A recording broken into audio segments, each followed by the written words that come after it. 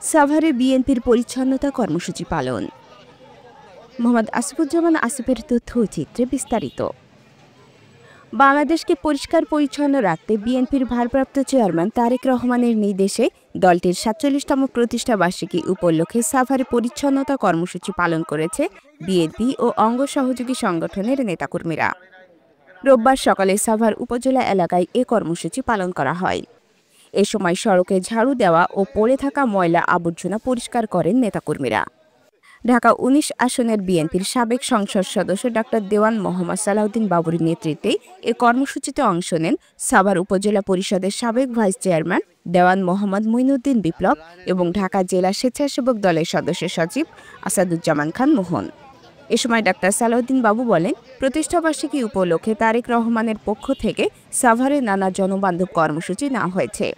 এর মাধ্যমে জনগণের ভোগান্তি কমানো সম্ভব হবে। এর মধ্যে সাভারকে পরিচ্ছন্ন রাখা অন্যতম উদ্যোগ। শুনেছেন যে বিএনপি কেন্দ্রীয়ভাবে র্যালি বাদ করার কারণ হিসেবে তারা বলেছে যে আমরা জনবান্ধব কিছু কর্মসূচি নিতে চাই এবং সেটা কেন্দ্রীয়ভাবে না, উপজেলায় উপজেলায়, থানায় থানায়, পৌরসভায় পৌরসভায় করতে চাই। আমাদের কাছে সেই মেসেজ এসছে। আমরা কয়েকদিন প্রতিষ্ঠা বার্ষিকী অনুষ্ঠান নিয়ে র্যালি এবং জনসভা নিয়ে ব্যস্ত ছিলাম। এখন থেকে আমরা অন্তত এই মাস এবং সুযোগ পেলে এবং আমরা যদি নেতাকর্মী আরও উৎসাহ উদ্দীপনা থাকে, আমরা আগামী মাসে এই ধরনের কর্মসূচি করতে চাই। কর্মসূচিটা কি? একটা হলো যে পুকুর, জলাশয়, যেসব জায়গায় অনেকদিন ধরে আবর্জনা, ময়লা, কচুরি পড়ে সেগুলো নষ্ট হয়ে গেছে, সেখানে কোনো কাজ হচ্ছে না, সেখানে কেউ গোসল করতে পারছে না, সেখানে কেউ দৃষ্টিনন্দন ব্যাপারগুলো সেইগুলো আমরা করব।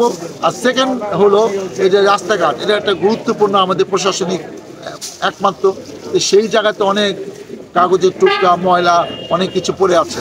আমরা উদ্যোগ নিয়েছি, এটা থেকে আমরা শুরু করবো আজকের কর্মসূচি।